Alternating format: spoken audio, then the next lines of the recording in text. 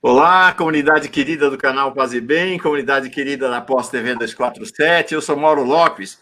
Esta é mais uma aula de número 59, encontro de número 59, diálogo de número 59 do curso de espiritualidade de Faustino Teixeira. Nós temos uma programação intensa já até o final do ano, ela está toda já preparada para o Faustino Teixeira, está na descrição desse vídeo. Eu não vou apresentar a programação em detalhes agora, realmente temos aula, já toda ela programada, vários encontros, não apenas aulas individuais do Faustino, vários encontros, vocês vão ver, vão ser muito bons, muito legais, e hoje é um deles. Então, nesta aula 59, Faustino convidou, e está aqui com a gente na sala de aula, vão entrar os dois juntos na sala de aula, a professora, antropóloga Aparecida Vilaça. Antropóloga Aparecida Vilaça, eu tive a alegria de conhecer na Pós TV 247, fizemos um giro das 11 sobre o livro mais recente dela. Fomos ela, a líder Pancararu, a Cristiane Julião, que é líder do povo Pancararu, falou direto da aldeia dela, de Brejo dos Padres, no interior de Pernambuco, sobre este livro dela aqui. Opa, deixa eu até com o meu marca-texto, meu marcador de página aqui. Está aqui, Morte na Floresta, um livro lançado ainda, já agora, coisa de 2 meses atrás, em maio, sobre Morte na Floresta, o nome do livro é sobre a pandemia, a epidemia de coronavírus nos povos originários. Opa, já estão todos eles aí. Deixa eu mostrar mais esse livro aqui, já vou chamar eles de novo para a tela. Espera aí, está aqui. Ó, e esse aqui, que acho que é o grande tema da conversa de hoje, é um livro já antológico da professora Aparecida Vilaça, Paletó e Eu. Um livro realmente fantástico sobre uma vivência, sobre um diálogo dela com esse homem que vocês estão vendo aqui. O nome dele é Paletó. Lindo. O livro é lindo, vocês vão ver. O diálogo vai ser, sobretudo, entre Faustino e a professora Aparecida Vilaça. Eu vou estar aqui participando. Eventualmente deixo os dois na tela para vocês usufruírem, e quero então saudar todo mundo que está chegando para essa nossa aula de hoje. Quero começar então saudando a Maria de Lourdes Martinelli, saudando todos nós, a Nadir Zata, Marcelo de Mello, a Maria Ercília Guimarães, a nossa Josi Negreiro, nossa moderadora queridíssima, Cecília Vaz, Letícia Buriti, dizendo: estou muito feliz de poder estar aqui agora. É isso aí, aqui agora é um dos nossos lemas, não é? Cecília Vaz diz: aqui uma terrana aprendiz, paz e bem, todos nós. A Silvana Zanella Gorian dizendo: este programa é um oásis na luta diária, o Giro das 11, como sempre, emocionante, de fato, hoje foi também especial. Ana Prado também chega aqui para a aula, Creuza Faria, Regina Parenza, Dorothy Nogueira Mira, nossa Carla Pavão, protagonista fundamental aqui do Paz e Bem. Quem mais chega? Deixa eu ver. Maria Tereza Bustamante Teixeira, Teita, com quem Faustino Teixeira é casado. Figuraça, adoro, Teita, muito bom que você está aqui. Antônia Santos, João Vitor de Oliveira, João Vitor de Oliveira Santos, e a Teita dizendo: feliz de poder ouvi-los, eu também, uma alegria tão grande. Bete Costa, Elvira Gonçalves, Sandra Andrade. Olha, pessoal que vai chegando, sinta-se todo mundo muito bem chegado, muito bem-vindo. Vamos começar nossa roda de conversa, então deixa eu colocar aqui. Oi, professora Aparecida Vilaça. Oi, professor Faustino Teixeira, tudo bem? Salve! Oi, boa tarde, /noite, né? Meio tarde, meio noite. Agora, hoje é quarta-feira, como sempre, curso do Faustino toda quarta-feira, dia 18 de agosto, são 5h10 da tarde, ao vivo.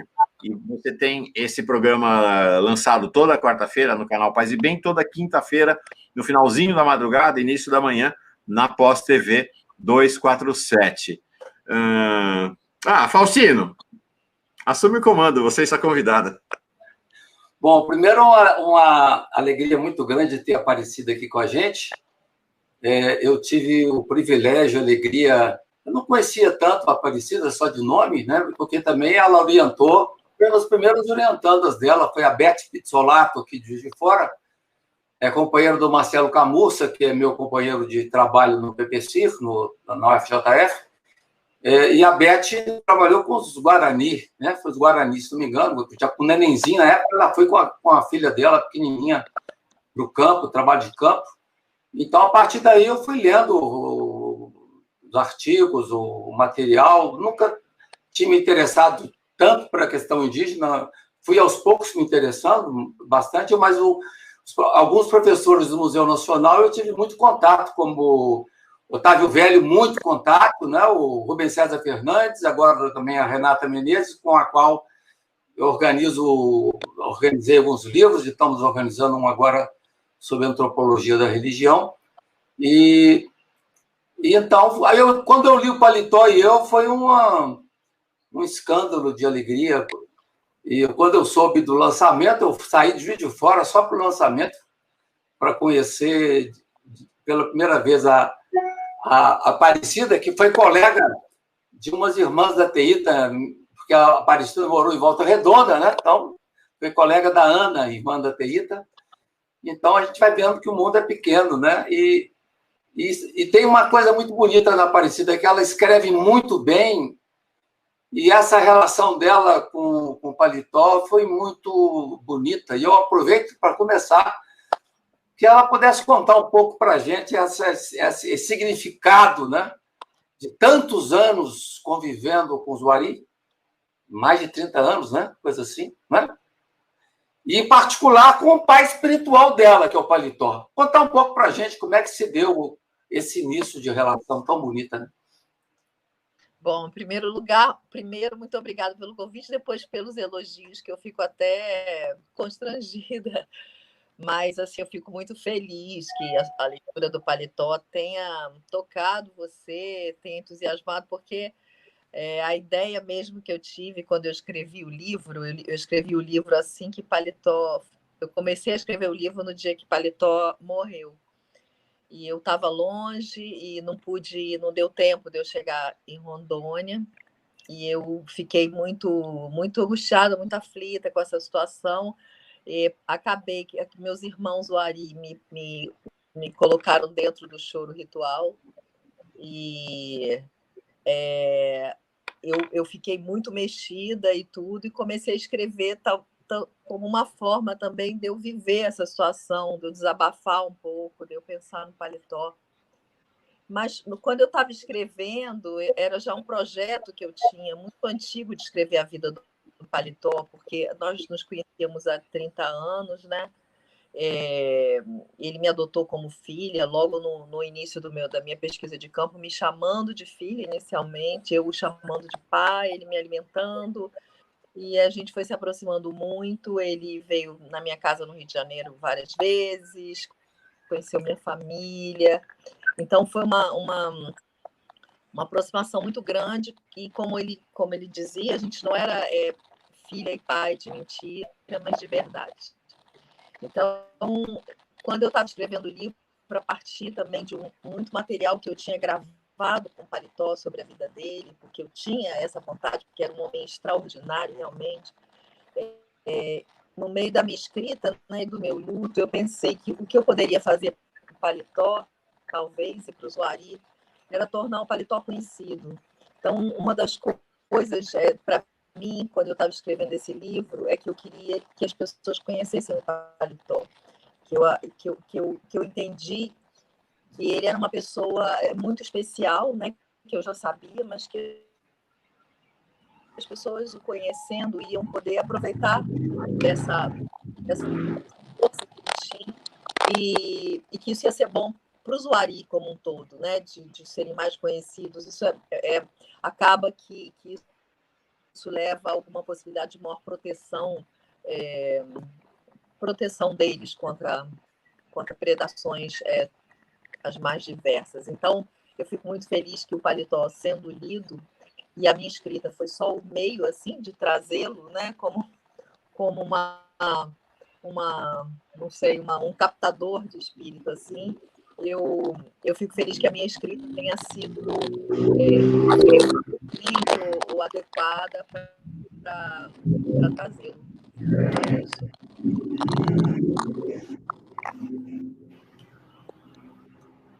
sei se esse som, Deu uma... esse ruído é do telefone, que eu só consigo aqui no meu celular, não consigo no computador. Bom, queria falar algumas coisas interessantes. Primeiro, a parte do livro, né? Gozado que eu estava lendo agora um livro do Levi-Strauss, ontem terminei, contando um pouco a sua experiência no Brasil. Até saiu recentemente o livro em português, é um livro pequeno, o prefácio do Ribeiro de Castro, e ele fala que ele sempre detestou fotografar, porque ele fala que a fotografia distancia um pouco do objeto, né? Mas as fotografias do Paletó e eu são lindas, né? São de uma beleza, e depois algumas descrições que você faz no livro, por exemplo, levando o paletó na praia, no Rio de Janeiro, e ele ficando espantado com a nudez das cariocas, né? Aquele livro é uma coisa que me impressionou muito na leitura. As fotos, né? E essa relação de proximidade com o paletó, né?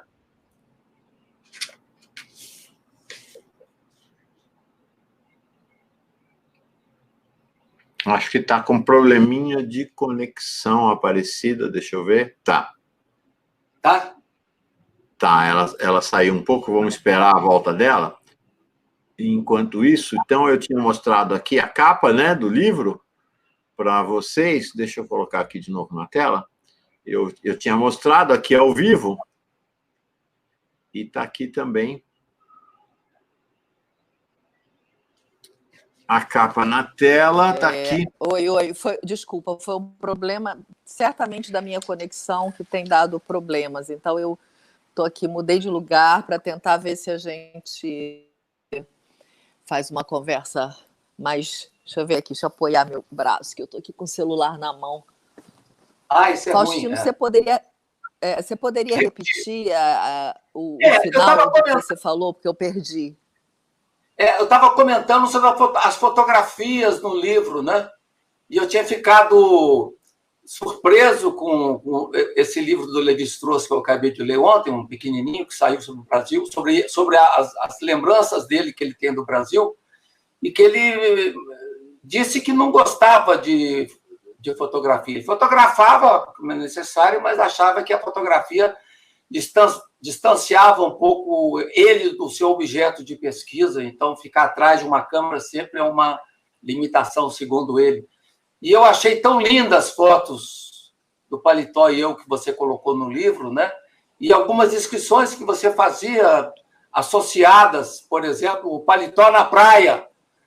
E eles, o Ari, que andam nus, né? E o paletó escandalizado com as mulheres na praia, o tipo de relação com o corpo, que eu acho que é um tema que você coloca de forma tão bonita e que tem uma implicação com a epidemia que nós estamos vivendo, porque você falava do carinho que eles têm das mãos na cabeça, né? De catar piolho, de proximidade, e a pandemia afasta, e eles não entendem isso. Tentar mostrar para a gente um pouquinho como é que é essa relação com o corpo e como é que eles vivem essa situação concreta hoje da pandemia, essa em particular, onde eles têm que viver uma situação de afastamento entre eles, né? Tem muito assunto que a gente percorreu aí, deixa eu tentar falar deles todos. O primeiro, a questão da fotografia, até eu nem sabia que Levi-Strauss tinha escrito isso, que a fotografia o separava do seu objeto, porque ele tem um trabalho fotográfico maravilhoso, né? Aquele livro de fotos, Saudades do Brasil, é um livro primoroso de fotografia, quer dizer, é só fotografia, na verdade. Tristes Trópicos, né? Algumas das fotos Tristes Trópicos estão ali. Ela tem fotos incríveis também, né? E muito ilustrativas. Então, eu me sinto até constrangida, porque o Levi-Strauss era realmente um fotógrafo. Essas fotografias que eu coloquei, Paletó e eu, são fotografias muito caseiras. Foi tudo de propósito, assim. Eu quis que o livro ficasse com uma cara de álbum de família, aquelas fotos não muito bem definidas, ou, com uma impressão... Eu queria que fosse uma coisa bem com cara de álbum de família. Então, eu pedi, inclusive, que as minhas fotos ficassem com uma definição não tão boa. Eu queria isso. Então, eu acho que e muitas das fotos não têm legendas, né? eu resolvi colocar a foto só dentro do livro. Pois é, algumas tem porque são, mas a legenda está no próprio texto do livro. Enfim, esse livro é um livro não acadêmico, né, basicamente. É um livro não ficção, né, claro, porque é sobre a vida de Paletó, mas é um livro não acadêmico no sentido de que ele não tem nenhuma nota de pé de página, não toca em nenhuma teoria antropológica. É uma narrativa mesmo dupla, né, uma dupla biografia da vida do Paletó, que era a ideia do livro inicial. A ideia do livro inicial era eu fazer um relato da vida do Paletó. Acontece que, conforme eu fui fazendo, eu fui entrando dentro do livro, no sentido de que eu me via, eu via o Paletó, mesmo nos momentos em que eu não estava junto com ele, né, no passado, que eu só o conheci em 1986, mesmo no passado eu estava... Essa foto é o Paletó falando comigo no Skype, depois de muitas voltas e muitos anos. Então, era isso, quer dizer, eu até interrompi, agora eu já não lembro onde é que eu estava, mas era a ideia. Então era isso, essa dupla biografia com uma eu entrava, então eu acabava dando minha opinião, imaginando como estava o Paletó, e aí eu comecei a achar que o livro tinha que me conter também, no sentido de eu entrar explicitamente dentro do livro. Então o livro também tem um relato da minha experiência como antropóloga, né, no campo, da minha experiência de levar meus filhos no campo, dos meus filhos né, se relacionando com o Zuari, com o Paletó, então da relação de Paletó com a minha família. Então o livro acaba misturando as nossas vidas do jeito que elas estavam misturadas mesmo, mas de um jeito mais explícito. Sobre a questão do corpo, né, que você me perguntou, o Zuari, como eu acho que os povos indígenas em geral, eu nunca vi outro relato diferente, eles têm uma relação pessoal, né, interpessoal, muito mediada pelo corpo. As pessoas se tocam, as pessoas dormem juntas, catam piolhos no cabelo, catam carrapatos no corpo, né, tanto de marido como de filhos, de pai. Então elas estão o tempo todo se encostando, se tocando, e isso é uma coisa importante nesse fazer relações, né? Porque é justamente essa mistura dos corpos que vão se misturando, vão trocando suor, vão trocando, no caso dos cônjuges, né, líquidos seminais, e vão com isso se constituindo como semelhantes, incluindo a comida, né, nessa parte de troca corporal. Quer dizer, as pessoas partilham comida e com isso elas acabam constituindo corpos semelhantes. Então o corpo é um lugar central, né, mais do que essa ideia desse substrato físico, mas também ele contém emoções, né, os afetos, estão todos situados no corpo. O coração, que é o lugar do pensamento, e inclusive das emoções e do pensamento lógico, ele é uma parte do corpo.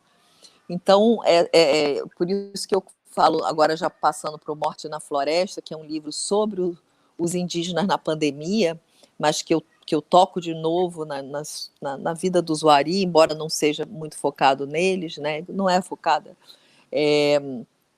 Então, o Morte na Floresta mostra como que essa distância entre pessoas, né, que se exige nos casos individuais de infecção pelo novo coronavírus, eles afastam a pessoa de outras, né, que são os parentes, que são constitutivas dela. Não é só que ela precise daquele afeto, daquela mão dada, né, para consolo emocional. Eles fazem parte do corpo dela. Então, separando-os, esse corpo fica mais instável, ele fica mais... ele se arrisca mais a ir para um outro lado, quer dizer, a morrer, né, a ser capturado pelos mortos, pelos espíritos que estão sempre aí espreitando as pessoas, querendo levá-las. Então, a proximidade física dos parentes, ela é uma garantia da permanência da pessoa. Só o episódio da praia que seria interessante você falar também, né? Você com o Paletó na praia e ele fazendo a avaliação da nudez, né? Das mulheres na praia. O negócio, né, os Zuari andavam completamente nus, homens e mulheres, não tinham nenhum tipo de cobertura corporal. E eles dizem que a vergonha do corpo foi trazida com os não indígenas, né, com os brancos. Então, muitas vezes na aldeia, quando eu ia me banhar com as mulheres, né, então entre mulheres a gente podia ficar nua, mas em relação aos homens, o que eles diziam é que eles tinham vergonha da minha vergonha, se eles me vissem. Então, essa coisa das mulheres brancas se exibirem nuas de algum modo, como na praia, né, seminuas, eles sentem vergonha da vergonha que elas vão estar sentindo de estarem sendo vistas nuas.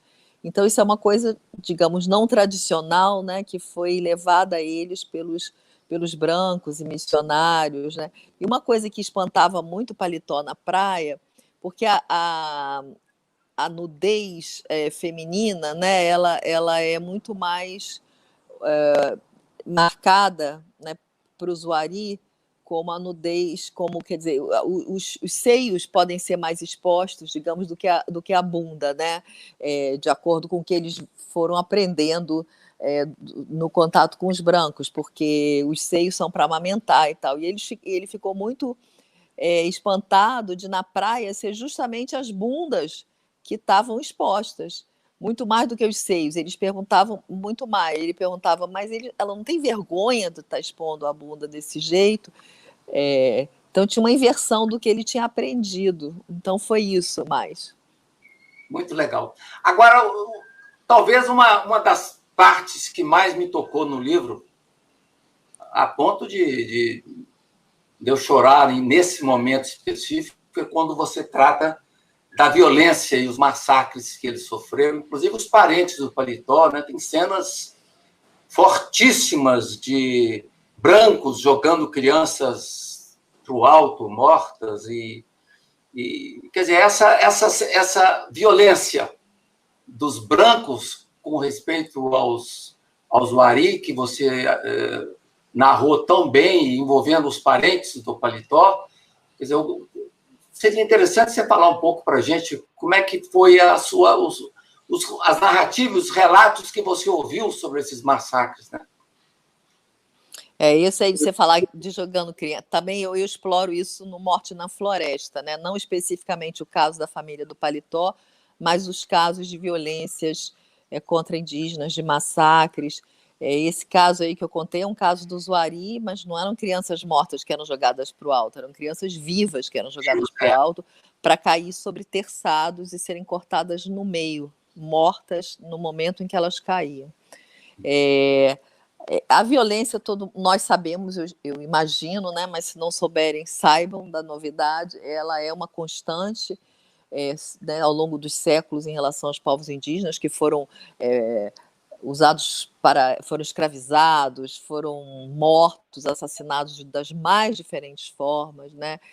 Inclusive, muito recentemente, quando a gente passou a ter o relatório da Comissão da Verdade, né, em relação aos indígenas, a gente viu as atrocidades físicas, né, de torturas que estavam acontecendo com eles na época da ditadura, quer dizer, já quando estava instalado o Serviço de Proteção ao Índio, onde tinha uma certa ideia de proteção, e isso continuou até, eu acho que as coisas se amenizaram com a promulgação da Constituição de 88 e os direitos indígenas ali, né, contidos. Então foi uma grande vitória, uma época importantíssima, onde muitas terras foram delimitadas, eles passaram a ter direito à sua autonomia cultural e tudo, mas nunca deixaram de acontecer, né, invasões e mortes, né, e a gente sabe de todos esses relatos que nunca pararam, no Mato Grosso do Sul, contra os Kaiowá, por exemplo. Agora, recentemente, quer dizer, a partir do ano passado, e encrudescendo-se gradativamente, esses ataques voltaram, né? Assassinatos de indígenas devido às invasões, interesses pelas terras, né? Que acabam sendo sancionados, estão sendo sancionados pelo governo atual. Então, esses massacres, né? Eles aconteceram mais ou menos, né, em quantidade, de formas diferentes em todo o Brasil indígena. E com os Wari, eles foram muito fortes, muito cruéis, nos anos 50, 1950, quando teve o segundo boom da borracha, depois do segundo boom, que começa nos anos 40, né, dos anos 30, que começa com a Segunda Grande Guerra, né, e até meados dos anos 40, ocupação da Malásia, interesse, retorno do interesse pela borracha brasileira, de novo uma nova leva de seringueiros, né, que tinham vindo no início do século, vão para territórios ainda mais profundos, e quando, né, mais rio acima, porque na primeira leva de seringueiros, né, no primeiro boom da borracha, no início do século XX, os Wari foram bem sucedidos em ir para as cabeceiras dos rios. Eles saíram da rota dos caucheiros, mas eles não foram não foram bem sucedidos na segunda, porque esses caucheiros entraram nos anos 40 mais e mais nos territórios, mais e mais dentro das áreas mais reclusas, assim, mais distantes. Então, quando eles encontravam aldeia, né, eles massacravam, eles esperavam para entrar nas aldeias de madrugada, quando as pessoas estivessem dormindo, usavam metralhadores, eram vários homens, eram mandados, né, dos seringalistas locais, que eram pessoas que moravam nas cidades, geralmente cidades portuárias, Belém, Manaus, e eles mandavam e controlavam todos essas seringais às beiras dos rios e mandavam essas pessoas exterminarem os índios. E eles chegavam e massacravam. Então, a família do Paletó, que eu conto no Comendo com Gente, não, desculpa, Paletó e eu conto que eles tinham, era bem de manhã, a mulher dele, e que é de colo, tido, né? Geralmente a aldeia fica um pouco mais alta, que Rio, para tomar banho, que geralmente as pessoas, depois de festa, gostam de se banhar cedinho, que elas dizem para tirar o cheiro da xixa e tudo. Ele estava se banhando e eles ouviram sons de tiro, eles não entenderam o que era. Quando estavam subindo, eles viram as pessoas atirando, e o Paletó, a mulher e o filhinho, né, ele botou o filhinho aqui no pescoço, a mulher e a filha foram atrás, mas a filha acabou sendo capturada pelos brancos, e ele, a mulher e o filhinho já estavam na trilha, fugindo. E aí, quando a mulher viu a filha caída, o branco viu, né, o assassino, que ela estava voltando, ele aguardou a mãe voltar, ela voltou, o Paletó conta com a mão aqui para não ser atingida pela bala, né? E foi andando assim até onde estava a filha e se deitou sobre a filha, e aí o assassino matou as duas. O Paletó estava com o filhinho, saiu correndo, foi uma coisa... O pai dele foi morto, estava fazendo um telhado em cima de uma casa e gritou lá de cima, falou: seus assassinos, seus inimigos, vocês mataram meus netos, vocês estão matando os meus netos. Levou um tiro no peito, caiu da casa. Irmãos, várias pessoas foram mortas. Então, isso foi um dos massacres. Ocorreram vários, mas esse eu tenho um contato maior, né, mais detalhes, por causa do Paletó ter me contado. E o que eu ficava mais... Cada vez que eu ouvia isso, eu ficava muito, muito triste, claro, né? Com muita vergonha. O que eu sentia era uma vergonha enorme. E eu perguntava para o Paletó: você não tem raiva de mim por causa disso? Ele falava: não. Você não era as mesmas pessoas, não são seus parentes. Eles eram daqui, você é do Rio de Janeiro. Eu acho que era só gentileza mesmo, né? Uma pessoa que me perdoou, porque... o que a gente fez é uma coisa assim inominável, né? E a gente sabe que essas coisas continuam a acontecer, né? Estão acontecendo em várias partes do Brasil e com invasões de terras indígenas. Mauro, você quer falar, Mauro, uma coisa? Eu quero... a Aparecida descreveu, mas a força do texto dela, realmente, esse trecho, você falou que chorou nesse trecho, eu também, é muito... Você vê a cena acontecendo na sua frente. Eu vou ler só 2 parágrafos. Pode ser, Aparecida? Claro. Ela escreve assim, páginas 104 e 105 do livro, exatamente sobre esse massacre de 1955. Paletó e a esposa, carregando os filhos, tentaram correr, mas os brancos acertaram a menina Toen. que ficou... Tá certa a pronúncia do nome dela? To'oem. Toe. Que ficou caída no chão. Ela gritava: pai, pai, o inimigo me acertou. Como era linda minha filha que o branco matou, exclamou Paletó nesse ponto da narrativa. Paletó, com o filho pequeno no colo, continuou a correr, acabou batendo com a cabeça em um galho e, desnorteado, pensou ter sido atingido por um tiro. O filho gritava, pensando que o pai estava morto. A esposa, ao ver a filha caída, parou de correr e resolveu voltar, rastejando-se pelo chão para tentar evitar as balas, com o braço dobrado sobre o rosto, como a Aparecida indicou, na tentativa de se proteger. Um dos atiradores, ao perceber que a mãe retornava, parou de atirar, até que ela se agarrasse à filha, para então acertá-la. Atirou na sua vagina, mas ela não morreu naquele momento. Ficou apenas deitada, para morrer alguns minutos depois, né? É dramático. Ela ainda conseguiu se arrastar até uma casa e morreu depois, mas a dor que ela deve ter sentido com o tiro na vagina é inimaginável, né? Eu não posso imaginar. Então foi pior até ela ter vivido um pouquinho, foi pior. Bom, eu queria entrar agora num tema, talvez dos muito delicados para nós que trabalhamos com teologia, né? E que você é bem forte, tanto no Paletó e eu, como na Morte na Floresta, que fala da questão, que é uma questão hoje também de muito interesse na antropologia, seja na Unicamp, seja no museu e outros lugares, que é essa questão das missões, né? Sejam missões evangélicas, sejam missões católicas, mesmo as missões mais arrojadas, como o CIMI, Conselho Indigenista Missionário, né? E que a mim,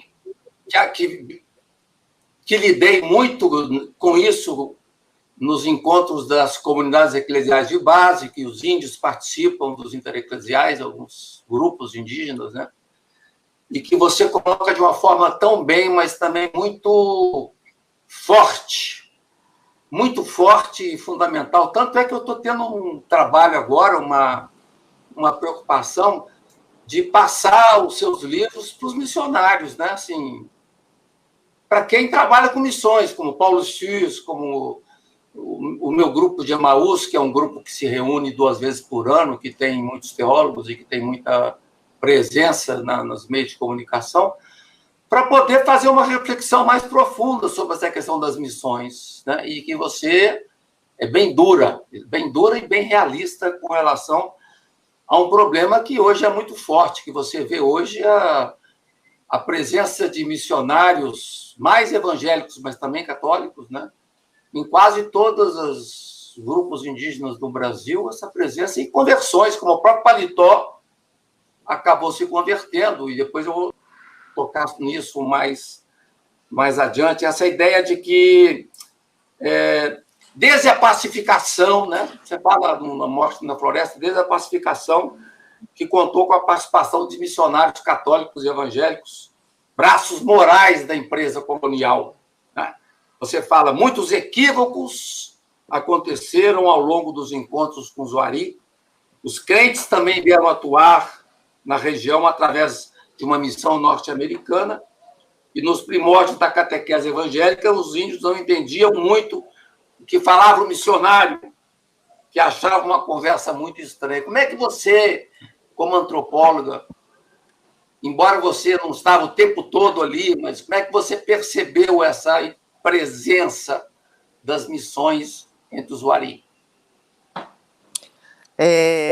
Bom, quando eu cheguei no Wari, eu acho que tem 2 coisas, assim, tem tantos assuntos, né? Em primeiro lugar, eu acho que é importantíssimo, assim, o que você está fazendo, de divulgar, né, essa uma visão mais de dentro, assim, no sentido da experiência dos povos indígenas sobre essas missões, que eu acho muito, muito importante que eles possam ter. Eu tenho, na verdade, um livro inteiro que eu escrevi sobre a relação de indígenas da Amazônia com as missões evangélicas, com os Wari, mas com outros povos também, mas ele não está publicado em português. Em inglês ele se chama Praying, de predando, né? And Praying, de rezando, Christianity in Indigenous Amazônia, foi publicado pela California University Press.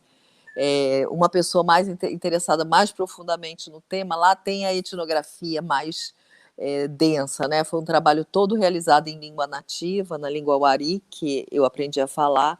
Então, ele é um trabalho que trabalha com conceitos religiosos, traduções, muito detalhadas. Bom, mas o meu contato com as missões, né, eu comecei a trabalhar no Zuari em 1986. E nessa época, quando eu cheguei lá, estudante de mestrado ainda, existiam missionários evangélicos da Novas Tribos do Brasil, são fundamentalistas evangélicos norte-americanos, no caso eram brasileiros, mas a organização da missão toda era norte-americana. Ali naquela aldeia específica era um casal de brasileiros, onde eu estava. Eles já habitavam ali, mas os Zuari não eram crentes, eles diziam. Eles tinham sido crentes na década de 70, disseram eles, né? Os primeiros contatos pacíficos, dos quais os missionários foram protagonistas, aconteceram de 1956 a 61. No caso do grupo do Paletó, foi 1961. Então, esses missionários, desde então, não saíram da terra indígena.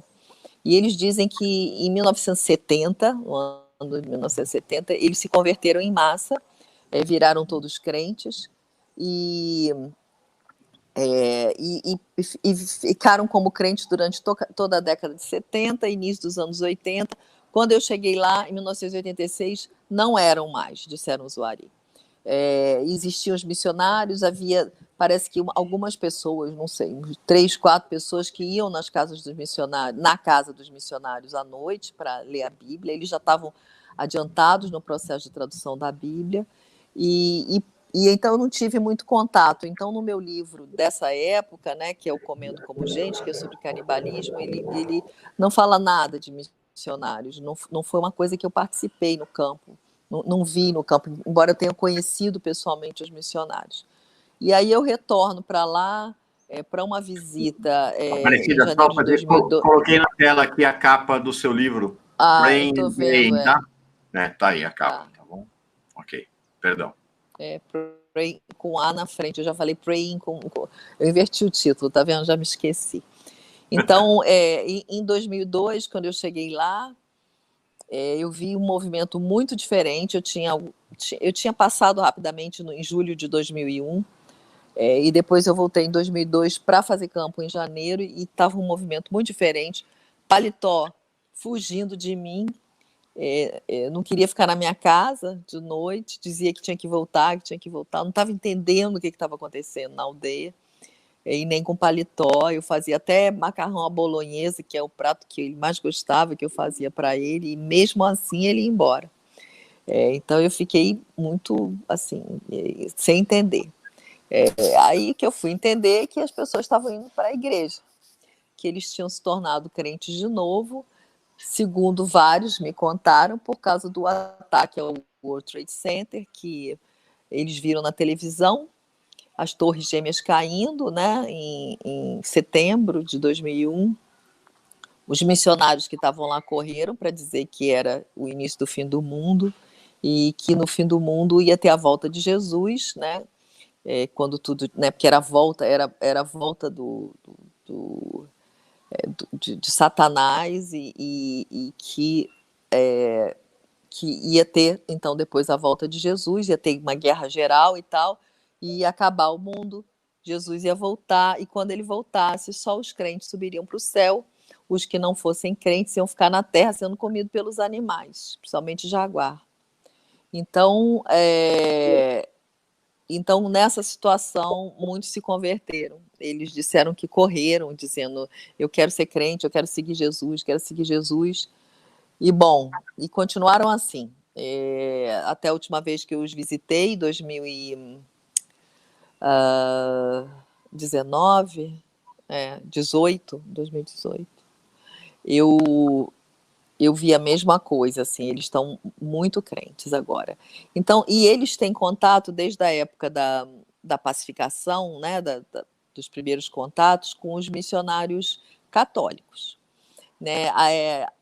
a igreja, né, como vocês sabem, eu acho que todo mundo aí do curso, não sei qual é a área de todo mundo, se é diversificada, mas teve uma grande modificação na ação da Igreja Católica com o Concílio do Vaticano II, né, em 1962-64, onde a Igreja faz uma autorreflexão, né, um atestado de culpa da sua relação de desrespeito aos povos indígenas, e a partir daí muda a sua forma de ação, buscando aprender com eles, considerando-os então mais cristãos do que nós, e etc. Então, a partir daí, né, se a atuação da Igreja Católica ela era uma atuação muito culturalmente muito agressiva, né? Você tinha os internatos, tinha proibidos de falar, as crianças proibidas de falar a sua própria língua e tal.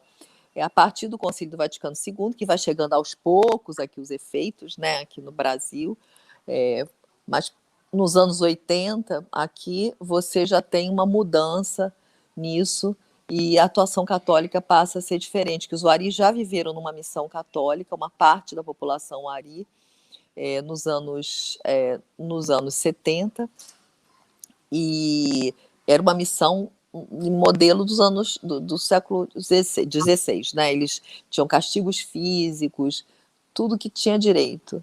E teve uma mudança radical na ação missionária ali, né? Tanto nessa aldeia católica quanto na ação missionária em geral, de exatamente isso, de respeito à cultura e tal. Então, em resumo, o que eu quero dizer é o seguinte, eu posso dizer que pelo menos em relação aos Wari, pelo menos em relação à diocese de Guajará-Mirim, né, que é o que eu conheço, a atuação junto aos indígenas, ela é positiva, no sentido de que é basicamente uma assessoria política que eles fazem aos indígenas, né? Então, eles sustentam as demandas indígenas, eles ajudam a fazer denúncias, todo tipo de agressão, eles estão ao lado dos indígenas. Então, tem sido essa a ação católica. Eu não sei mais nada no sentido de... não vi nenhum movimento desse de conversão, nenhum tipo desse movimento dos católicos. Os crentes já, diferentemente, né, dos católicos, eles têm uma atuação muito agressiva, uma atuação de desrespeito à cultura. Desrespeito é pouco, é para dizer que eles dizem explicitamente tudo que os seus antigos falavam era mentira, porque eles só estavam ouvindo o diabo. Eles não ouviam Jesus, eles ouviam o diabo. Então, todas essas histórias, os mitos, as danças, tudo é coisa do diabo. Então, isso está escrito, inclusive. Eles fazem livros de lições onde essas coisas estão explicitadas. Eles têm um dos livros de lições do Wari, eu até uso um pedacinho no Morte na Floresta, mas um dos livros, ele enumera tudo.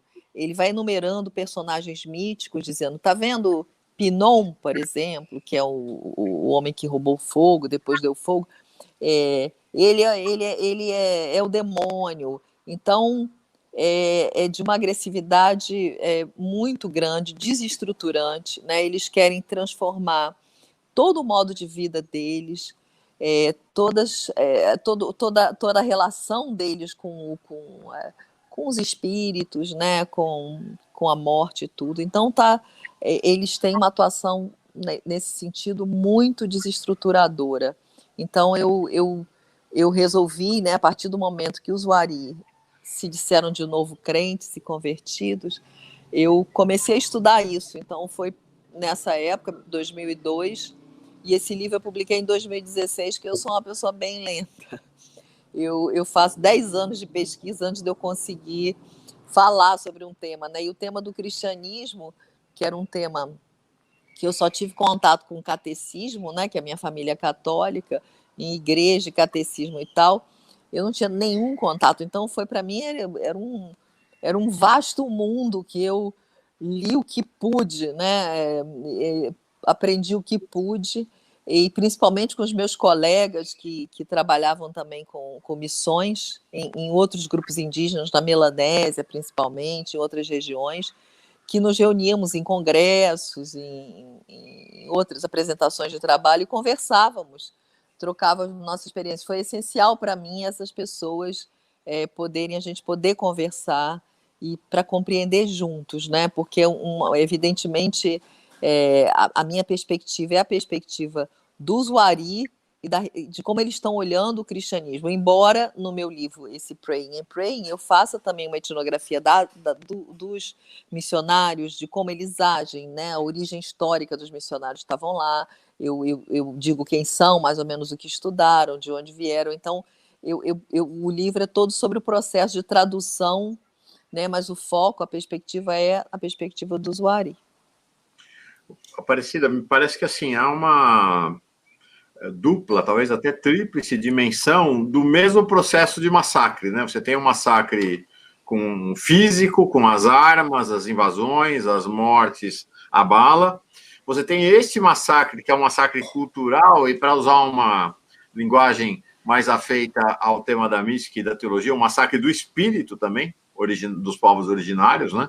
Para que eles se transformem, eles deixem de ser, eles morram tal como foram para se converterem em algo absolutamente diferente, que é essa coisa, esse pastiche cristão, vamos chamar assim, que vai ter na sua completude o governo Bolsonaro, que explicita algo que lá, né, ressuscita aquilo que Rondon trouxe, né? Quer dizer, que o indígena bom é o indígena que se integra à sociedade dos brancos, né? Então, é uma dinâmica de massacre, né? Impressionante, né? O Rondon, eu acho que, embora ele tivesse essa ideologia integracionista, ele era bem mais respeitoso. Essa comparação, eu acho que não é merecida para o Marechal Rondon, porque ele fez, né? Ele, na verdade, o Rondon, embora ele achasse que o final era a integração, ele tinha o cuidado, né? Ele não deixava que fossem assassinados. Ele achava que essa integração tinha que ser lenta, quer dizer, ele não estava interessado, não estava permitindo movimentos abruptos, né, disruptivos e tal. Então, o que a gente vê hoje é um desprezo completo pela cultura indígena, né, desprezo da parte dos governantes que você mencionou, né, é um desprezo e uma falta de qualquer garantia de proteção, não só do território, né, e de proteção física individual, né? Os indígenas estão sendo atacados mesmo, viraram alvo mesmo, né? E principalmente porque eles estão assentados em territórios que são usufrutuários legítimos, né, constitucionais, que supõe-se terem riquezas no subsolo, e o interesse é explorar subsolo e solo, né? Porque interesse também, essas invasões que estão tendo, as pessoas invadem, queimam, desmatam, para depois criar gado, ou às vezes para vender, muitos para vender, né? Então, essa ideia de que são os pobres, estão mortos de fome, que vão, de jeito nenhum, né? Isso são pessoas mandadas que vão e que não estão querendo invadir para viver, não é nada disso, não é interesse de outras pessoas, de terceiros, que querem o controle daquelas terras. Então, eles estão muito ameaçados, extremamente ameaçados. Acho que agora, assim, se eu fosse dizer alguma coisa, quer dizer, é que a gente possa difundir, né, essa notícia, né, não só como uma notícia de jornal, assim, os indígenas estão ameaçados, estão morrendo pela Covid, sim, porque está tendo um descaso grande, né, com a proteção dos indígenas nesse momento, mas eles estão ameaçados pelo que está acontecendo, as terras deles estão sendo invadidas, e essas invasões estão sendo tornadas lícitas de alguma forma. Então, por isso que eu acho que, para mim, o livro do Paletó, né, eu queria justamente isso, tocar as pessoas. Eu quero que as pessoas gostem do Paletó, gostem dele, e que, a partir de gostar dele, gostem de outros indígenas, entendam afetivamente o que é se relacionar com uma cultura indígena, né? Não é só porque eles são, sei lá, são nossos antepassados de alguma coisa, tem uma cultura bonitinha, eles são pensadores, né? E são profundamente humanos, né? A relação que a gente pode estabelecer é a relação de afeto, de cumplicidade, né? De admiração, e não pode matar. Pronto. Né? A gente tem que. Eu acho que a gente só consegue, de fato, né, defender, lutar por quem a gente gosta, né, no limite, né, por quem a gente respeita e gosta. E é importante que as pessoas comecem a ver os indígenas na sua humanidade mesmo, humanidade no sentido plena, né? No sentido de serem pessoas pensadores profundos, que podem nos ensinar coisas, que podem trocar coisas com a gente, né? Eu queria relacionar essa questão que você fala, Aparecida, porque antes de ler o Paletó eu tinha lido A Queda do Céu, do Bruce Albert e do Schopenhauer, e a parte do livro que fala das missões é muito forte. Eu lembro que eu estava participando de um encontro intercontinental da Teologia da Libertação, e eu tinha que falar um tema, e mudei o tema e falei sobre A Queda do Céu, que ninguém conhecia. Eu diria ainda que até hoje, né? Não é à toa que o Ribeiro de Castro fala que esse livro, A Queda do Céu, vai demorar 20 anos para a comunidade antropológica captar o seu significado. Passei aí, então, a comunidade teológica, né? E é uma parte muito dura, onde se faz uma crítica muito forte à concepção de Deus, de Jesus, né? E que apaga essa relação com o Sapiri, com os espíritos e tudo mais. E logo depois eu li o seu livro. E agora, lendo o seu último, Da Morte da Floresta, quando você fala que a fórmula desse encontro de brancos e índios continua a ser repetida hoje com a mesma violência de 500 anos atrás. Eu fiquei impactado com isso. Aí, vendo, a partir de uma das lives suas, ou coisa parecida, vendo o filme O Ex-Pajé, a gente percebe que não é bem uma conversão, né? Porque o que cuida da capela, o ex-pajé, ele está na porta da igreja, mas olha para a floresta, não olha para a igreja. Quer dizer, ele está ali entre os crentes, mas não está. Tanto é que no momento do perigo, eles recorrem à sabedoria ancestral para poder cuidar. Quer dizer, então toda a dimensão evangelizadora fica um pouco dispersa, como naquele filme também, Voando nos Campos do Senhor, que é uma crítica violenta às missões evangélicas. Aquele índio que estava mais próximo do missionário é quem matou o missionário no final. Quer dizer, então, não há uma pacificação, quer dizer, há uma forma de sabedoria, né, de conseguir manter o seu legado fundamental e tradicional, mesmo que com anos de evangelização, os brancos imaginem que está havendo uma mudança. Por isso que me causa tristeza, enquanto teólogo católico, quando eu participei do encontro de Sebes em São Luís do Maranhão, teve um momento que teve uma missa, e você vê os índios lá na frente, com cruzes na mão, aquilo ali provocou uma dor interior tão forte, né? Apesar de ser uma linha mais aberta, de Vaticano II, mas é um pouco estranho ver o índio com cruz na mão. Entende, Aparecida? Essa que é a questão. É tudo muito estranho. Quer dizer, o que eu quero dizer é o seguinte, a gente depende um pouco da época também. A gente está num momento agora tão crítico em relação aos indígenas, né, em termos da ameaça que eles estão vivendo, que eu acho que é o momento da gente ver o que há de positivo que a Igreja Católica está fazendo, principalmente na voz do Papa, né, Francisco, que tem sido absolutamente essencial para mostrar ao mundo a importância dos povos indígenas, né, a importância deles estarem sendo cuidados e tudo. Então, eu acho isso. Ao contrário, o que está acontecendo é uma aliança desse governo com as missões, com os missionários evangélicos, né? É um outro tipo de aliança, né? É bem diferente, embora a gente tenha visto aí uma reação estranha de um membro da CNBB sobre a questão do aborto, mas isso da menina, mas isso é uma outra história, né? Mas normalmente a gente tem uma igreja, teve pelo menos na última década, uma igreja mais progressista que no Brasil, nos últimos anos, pelo menos. Enquanto que nos crentes, né, os evangélicos, que inclui várias denominações, né, batistas e várias outras, e também os pentecostais, Igreja Universal, Assembleia, esses, assim, essa aliança, né, são os que formam a bancada evangélica. Essa aliança com os políticos atuais, é essa aliança que tem sido muito danosa, né? Com isso, se conseguiu nomear um missionário das Novas Tribos do Brasil para a diretoria dos índios isolados, que são aqueles índios que querem ficar isolados, então devem ficar isolados. Então, esse missionário, que quer o contato, porque o objetivo dessas missões é atingir até a última tribo, até a última, tá?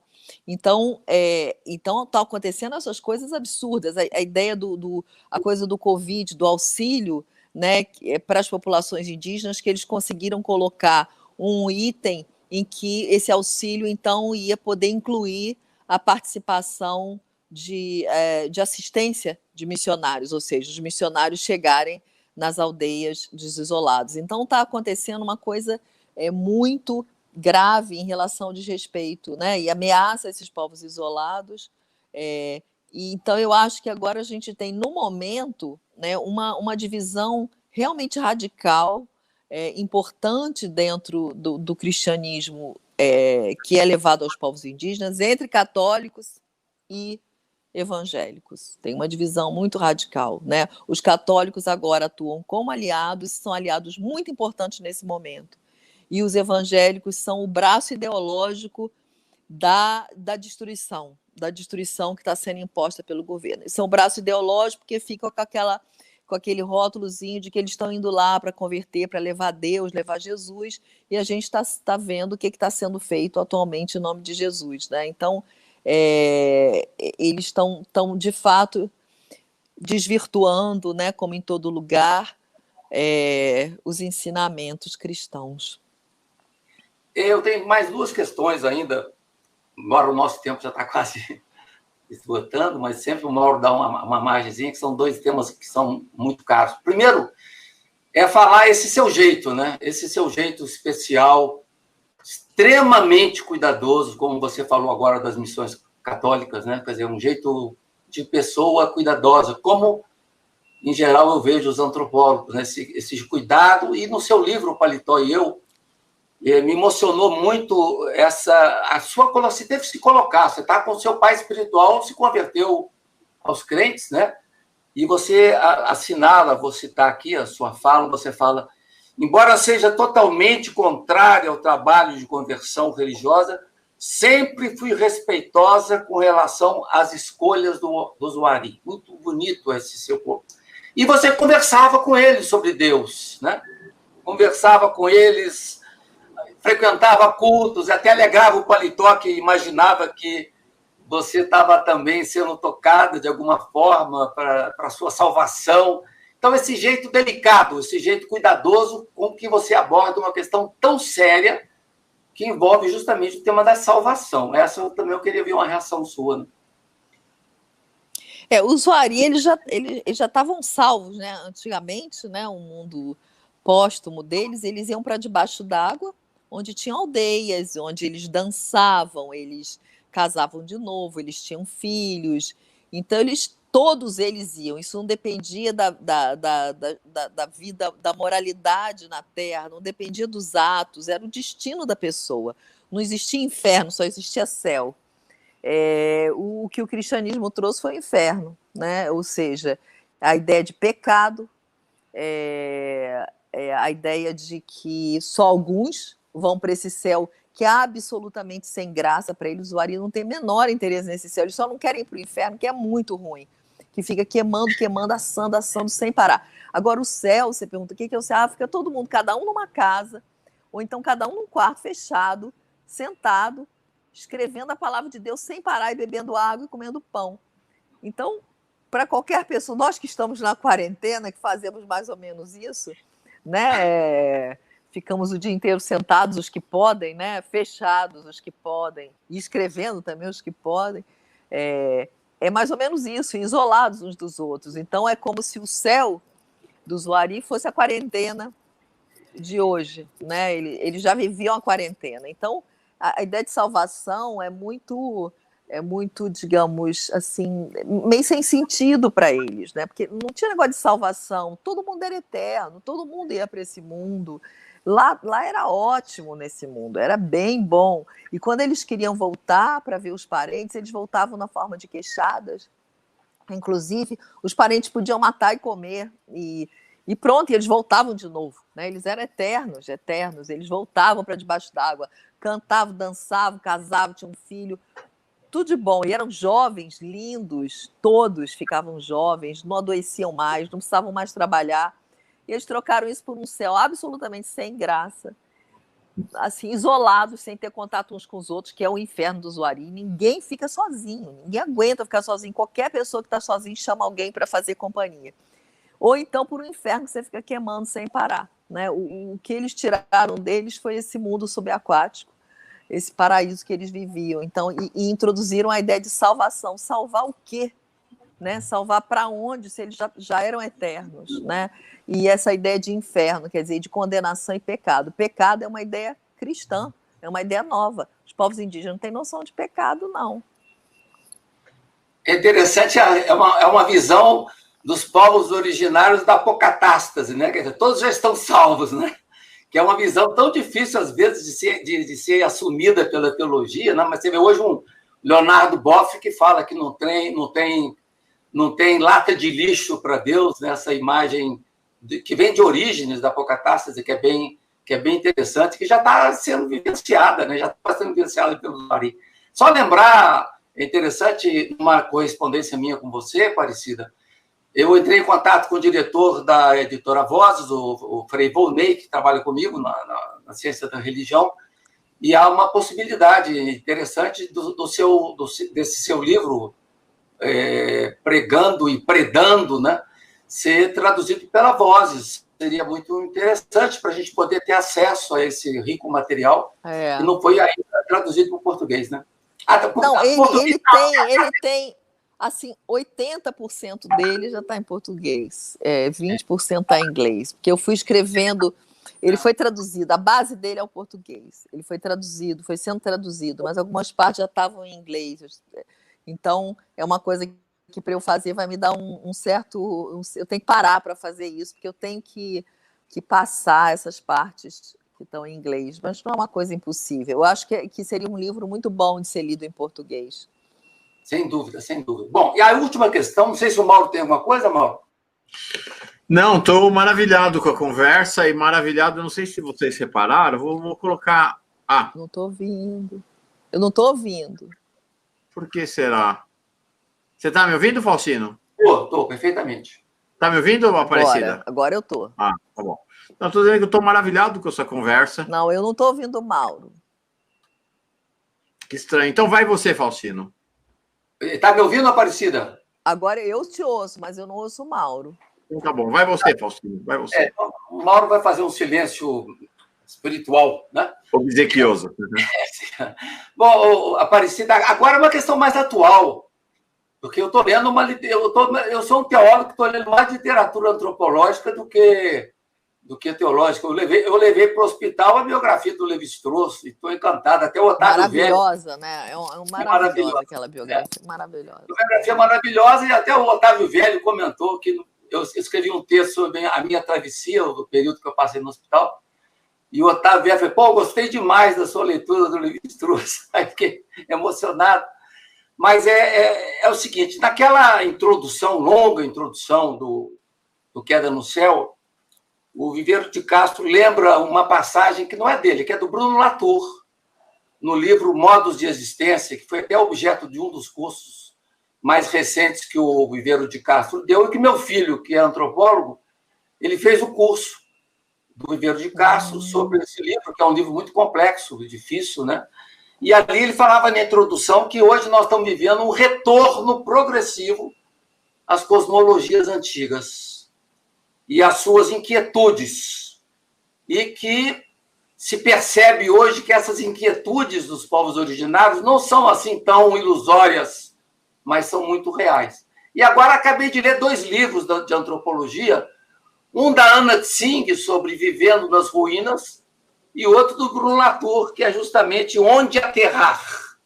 Onde Aterrar. Eu gostei da Anna Tsing, porque ela não fica só falando de fim de mundo, ela fala que há uma ressurgência.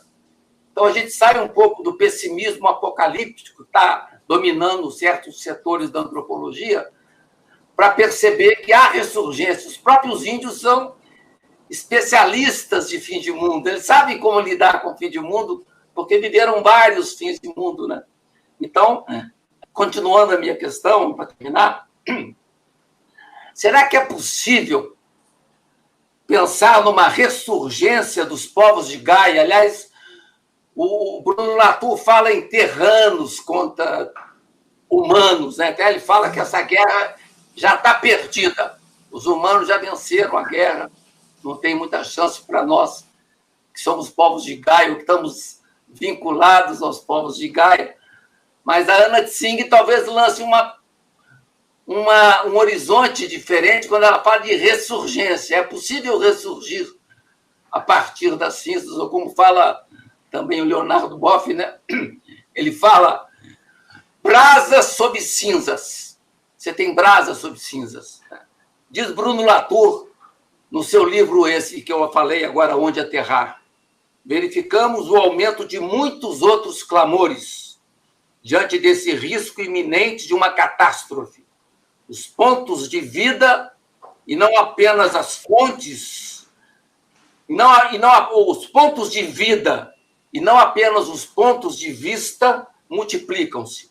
Ou seja, aumentam as fontes de revolta contra a injustiça e também a gama de aliados potenciais na luta dos terranos ou terrestres, em contraposição ao projeto dos humanos. Como é que você vê essa questão, Aparecida? É uma questão complexa. Eu vejo assim, eu acho que essa ideia, eu gosto muito da Anna Tsing, eu acabei de ler um livro dela também, que é o The Mushroom at the End of the World. Eu não sei se é o cogumelo no final do mundo. É um livro incrível, é um livro lindo.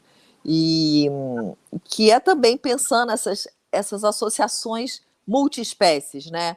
Sim. Cogumelos, catadores de cogumelo, a floresta que o cogumelo está, os pontos de venda nela, ela vê como essas coisas todas estão interligadas. E outras associações, né, que outra autora, como a Donna Haraway, sim, que eu também acabei de ler um livro dela, que é Ficando com o Problema, Staying with the Trouble, que é excelente também, que ela vai falar disso, né, de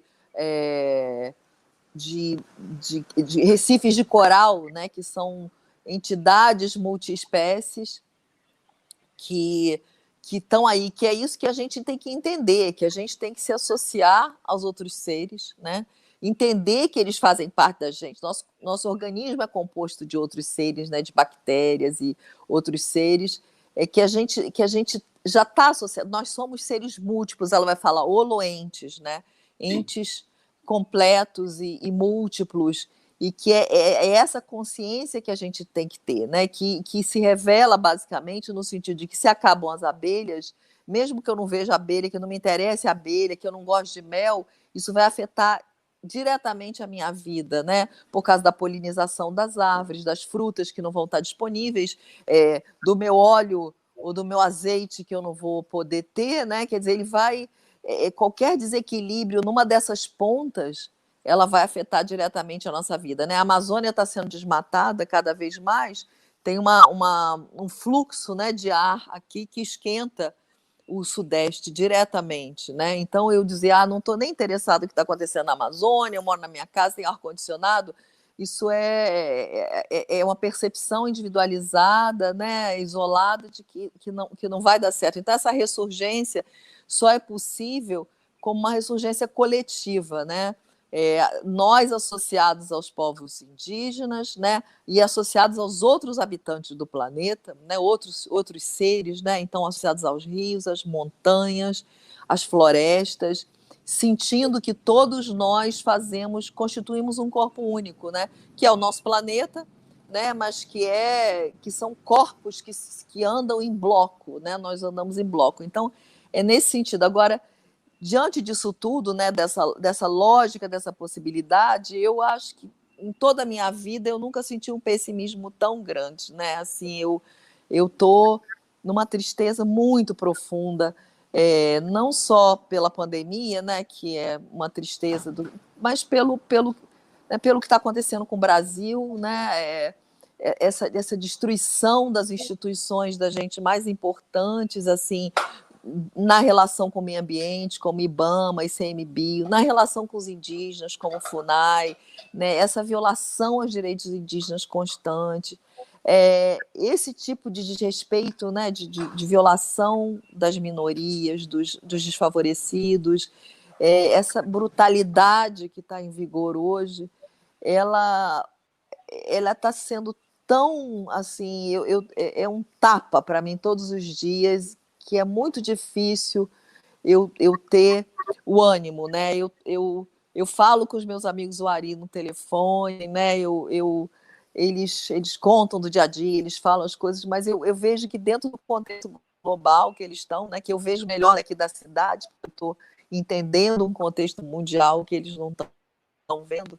Eu sinto muita fragilidade, né? Uma ameaça muito grande. Então, eu muito na força deles, né? Os indígenas é que estão se virando aí na pandemia, né? Eles que estão se associando, eles que estão se organizando com as entidades civis, eles é que estão conseguindo os mantimentos para eles é que estão fechando as aldeias, quer dizer, eles estão se organizando, eles têm a capacidade disso, né? Então, não é que eu não confie no que eles estão fazendo, na capacidade deles, eu confio muito.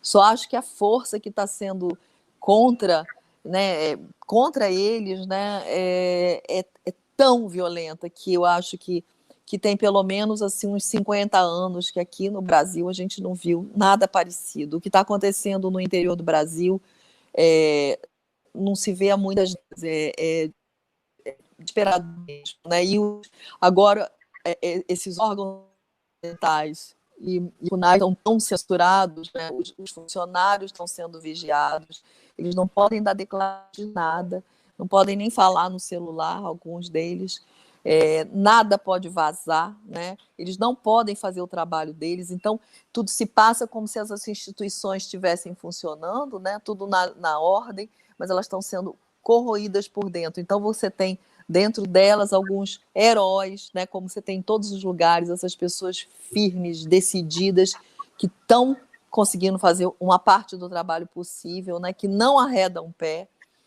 que eu acho que essas pessoas a gente tem que dar realmente valor e aplaudir, que são os nossos linha de frente da Covid, mas é uma linha de frente ambiental, que estão lá, enfrentando a coisa no peito mesmo, né? Então, o que eu quero dizer é o seguinte: ressurgência, sim, se essas forças do ódio, né, e do desrespeito diminuírem, né, forem contidas de alguma forma. Mauro? Sim, eu tenho tido, Aparecida, a oportunidade de me aproximar, ainda que à distância. Está me ouvindo agora, Aparecida? Agora eu estou. Tá bom. No Giro das 11, né, da Pós-TV 247, dessa realidade a gente tem feito interlocução. Algumas lideranças indígenas estão se tornando comentaristas lá do Giro das 11, e realmente é muito chocante, né, porque os indígenas estão, por um lado, lançados à própria sorte, e por outro lado, com essa coisa avassaladora sobre eles, né? Então, a Cristiane Cararu, o Lúcio e o Crisanto Chavante não tem apoio do Estado, ao contrário, ou eles erguem barreira sanitária, ou a terra vai ser, ou eles vão ser massacrados pelo coronavírus. Então, há uma auto-organização dos povos indígenas para erguer barreiras sanitárias e impedir que os brancos entrem para dentro das suas terras para levar o coronavírus, né? Ao mesmo tempo é isso, eles estão sendo atraídos por quem deveria estar com eles, que são as entidades, as instituições do Estado brasileiro, voltadas para o trato com os povos indígenas, né? Estão sendo atraídos, atraiçonados por essa turma. E, finalmente, a sensação que eu tenho bom, há uma auto-organização muito pujante deles, mas eu tenho também essa sensação, Aparecida. Parece que, assim, é uma força tão grande, tão avassaladora sobre eles, que se não houver uma mobilização das brancas e brancos, negras e negros, em apoio a eles, vai ser muito difícil, né, sozinho, para eles enfrentarem essa ofensiva, que às vezes dá a impressão de ser a ofensiva final, né? Eles que resistem já há 500 anos, parece dar a impressão de ser a ofensiva final contra eles, né? Então, essa ideia da sensibilização das pessoas para mobilizar um apoio efetivo à luta dos povos indígenas, né? Então, acho que a tua palavra é uma palavra importante, secundária, né? A gente foi muito delicada a tua presença no Giro das 11 com a Cristiane Pancararu, você de fato se secundarizando diante da principalidade, que era a palavra da Cristiane ali. Achei muito sensível da sua parte, achei muito legal e estou muito feliz com a tua presença. Tem uma pergunta aqui da Dônia Prado: por que o nome Paletó? Porque ele andava totalmente nu e nunca aceitou roupa que os missionários ofereciam e tal. E até que deram para ele um paletó, só a parte de cima, aquele paletó. Então ele andava nu com aquele paletó e os próprios Wari deram um apelido, começaram a rir e chamavam ele de paletó. Legal. Mas, assim, uma coisa que eu queria dizer, assim, para concluir, são duas coisas, né? Uma é que, se as pessoas quiserem ajudar nesse momento, entre no Instituto Socioambiental, chama socioambiental.org, e lá dentro tem Covid-19 e povos indígenas, e lá tem iniciativas. Então, você pode escolher mais de uma dezena de iniciativas de organizações não governamentais, associações indígenas, para doação direta. São todas, digamos, todas verificadas pelo socioambiental, quer dizer, são todas idôneas e tudo. Então, é um modo agora da gente estar podendo ajudar, né? A outra coisa é que eu acho que as pessoas têm que ter consciência, né, que essa ameaça aos indígenas, desaparecimento, a morte dos mais velhos, que estão morrendo com a Covid, que são, né, o depositório das tradições, da memória, dos mitos, dos cantos. O que se perde é um patrimônio da humanidade, no sentido de patrimônio de conhecimento. É como se você estivesse queimando bibliotecas de manuscritos, né? Tem todo um pensamento, uma reflexão sobre a vida, sobre o mundo, o que é estar vivo, o que é estar morto, o que é uma pessoa, que vem deles, eles sabem isso, quer dizer, eles têm muitas filosofias importantes, né, que poderiam trocar conosco no sentido de pensar junto conosco, de nos ajudar a pensar, né? Então, o que a gente perde, gente, não é só porque eles estão lá, são índios, são filósofos, né? A gente está queimando sei lá, pensadores de maior importância, né? Que eu citar alguns exemplos, eu resolvi não ranquear, mas é isso, assim, tem que pensar nisso, assim, que é patrimônio, é conhecimento, né? E não é só porque conhece planta e animal útil, mas que conhece modos de viver, modos alternativos. E eu vou dizer, a gente está precisando de conhecer modos alternativos. Está na hora, a gente está fazendo, está indo num caminho muito ruim. E eles estão aí dizendo, olha, pode ser diferente, vem cá. Davi Copenaua escreveu, quer dizer, editou um livro inteiro, né, uma fala para nós, dizendo, ouçam o que eu tenho a dizer. Vocês têm saída, a saída a gente está oferecendo, a gente sabe, né? E é isso que a gente tem que vamos ouvir, abrir o ouvido, né? E entender o que eles estão falando, porque eu acho que é a nossa única possibilidade de ressurgência. Está aqui na tela, então, a Aparecida falou. É o site do ISA, Instituto Socioambiental. Né? Então, coloquei aqui embaixo o endereço, mas se você pesquisar ISA, Instituto Socioambiental, você vai chegar, de qualquer maneira, está aqui, covid19.socioambiental.org. Essa é a página do ISA para apoio aos povos indígenas aqui durante a pandemia. Tá? E de informações sobre o número de mortos, tudo. E embaixo, rodando essa página, chegando embaixo, você tem as iniciativas dos povos indígenas que eu estava falando. Aqui eu estou colocando, deixa eu ver, acho que eu coloquei na tela. Está aqui? Então, não. Está aqui, vou compartilhar. Agora sim, desculpa. Está na tela, Está na tela? Ah, então tá bom. Eu acho que eu fiz algum erro. Deixa eu ver, peraí. Deixa eu colocar na tela. Importante, porque é uma associação, tá? Então, há uma associação, é importante frisar isso, né? O que vocês estão vendo aqui são os números da evolução da Covid nos povos indígenas. Está vendo aqui? 26.147 infectados, casos confirmados, 689 mortes, 154 povos afetados. Então, há um aspecto aqui também relevante do ponto de vista da articulação, que esses dados são fornecidos por aqui, ó. Estou clicando aqui, ó, pela articulação dos povos indígenas do Brasil, que é a PIB.